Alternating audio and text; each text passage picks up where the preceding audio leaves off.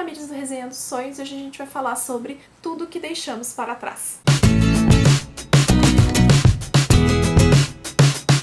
Tudo que deixamos para trás é um lançamento de 2016 da editora Morro Branco, da autora Maja Lund. Esse livro é uma distopia que vai falar sobre o desaparecimento das abelhas. Eu li o livro e eu me surpreendi bastante e foi por isso que eu resolvi fazer essa resenha aqui pra vocês. Tudo que deixamos para trás, então, é uma distopia. Vai se passar em 3 épocas diferentes. A gente começa o livro em 2098. Em território asiático, as abelhas já desapareceram há um tempo e agora há uma nova configuração de vida. Tudo no mundo mudou. Porque aí, sem as abelhas não há mais polinização, as flores pararam de nascer, consequentemente as árvores pararam de dar fruto, os animais pararam de ter o que comer, o gado morreu, a carne é uma coisa extremamente escassa. E aí todo mundo ficou muito pobre, porque a comida virou um artigo de luxo. Nesse distrito asiático onde a gente vai conhecer a Tal, ela é uma polinizadora. Eles têm uma escola que vai até os 8 anos, onde eles não aprendem mais as coisas que a gente aprende na nossa escola. Eles aprendem técnicas de polinização. Eles ficam horas e horas e horas aprendendo o melhor jeito de dar uma pincelada, porque é isso que eles fazem de forma manual. Horas e horas e horas em cima de árvores, em cima de galhos, dando pinceladas de um pólen sintético para que elas deem frutos e para que possa haver alimento. Isso é quase um trabalho escravo. As crianças começam aos 8 anos nessa sociedade. A Tal, ela mora com o marido e ela tem um filho. E ela tenta ensinar pro filho dela por matemática, geografia, para que ele tenha um conhecimento e queira buscar mais coisas além de se tornar um escravo mecânico dessa nova sociedade. Aí a gente vai pro ano de 2007, onde a gente conhece um apicultor. Ele tem uma fazenda e ele é um criador de abelhas. Tem um filho, o filho quis ir pra faculdade, ele foi super contra, mas deixou ir porque ele quer que o filho carregue o legado da família. E é através dos olhos desse cara que a gente vai começar a sentir quando a coisa começou a mudar. O declínio das abelhas, ele começou em 1980 e desde então, ano após ano, a coisa foi ficando ruim. Até que em 2011, 2012, saiu do continente americano, foi pra Europa e a coisa começou a se espalhar pra um nível onde em pouco tempo já não existiam mais abelhas no mundo. Voltando ainda mais atrás, a gente vai pra 1850 com um cara que é difícil de entender bem o que ele era, mas ele estudou um tempo com alguém importante ali dentro da comunidade, mas ele tá na cama, ele tá acamado, ele tem uma família enorme com várias filhas. Demora um tempo até a gente entender que talvez o problema dele estar acamado seja depressão,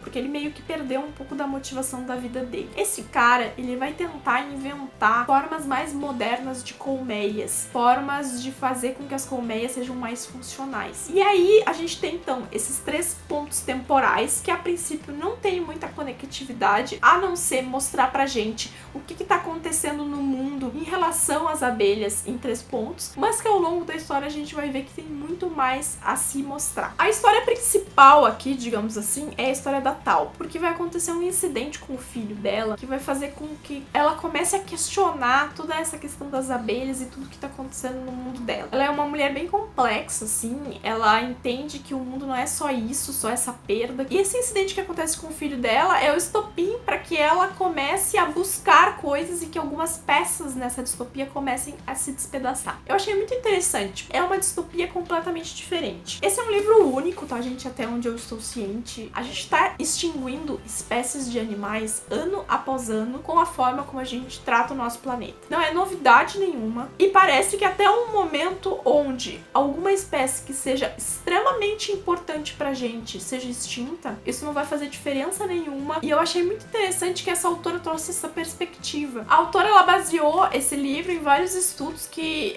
trabalham isso, estudos reais, estudos científicos que exploram, né, o próprio desaparecimento das abelhas mesmo como uma possível causa de uma devastação ambiental muito grande no planeta Terra, caso aconteça. E ela explorou isso para trabalhar esse livro. É uma distopia que vai falar sobre um impacto natural que pode sim acontecer com a gente, não só com as abelhas, mas também com outros animais. E eu me peguei gostando muito da história e vendo os pontos se fecharem. É um daqueles livros assim que ele encanta pela simplicidade. O mundo, né, ao redor é uma coisa palpável, é uma coisa que você consegue ver. E por mais que você esteja olhando muito afunilado nos olhos daqueles 3 personagens e não tenha uma visão aberta do mundo, você consegue sentir pela agonia deles o que tá acontecendo ao redor. Então são 3 situações muito conflitantes, são 3 pontos muito sólidos do livro. Ao que eles colidem, a gente entende a relação que existe entre esses 3 pontos e por que eles estão sendo retratados assim, dessa forma, com tanto espaço de tempo entre eles. É um livro que eu acho que as pessoas que gostam de ler histórias mais naturais, pessoas que se interessam por biologia vão gostar. Acredito que quem gostou de A Evolução de Calpurnia Tate vai curtir esse livro aqui, porque tem essa pegada ambientalista, tem essa pegada de natureza, e eu acho que Tudo que Deixamos pra Trás é uma proposta de certa forma semelhante por trabalhar esse aspecto, mas que traz um contexto completamente diferente, que é uma distopia que olha pra frente e que nos apresenta um motivo que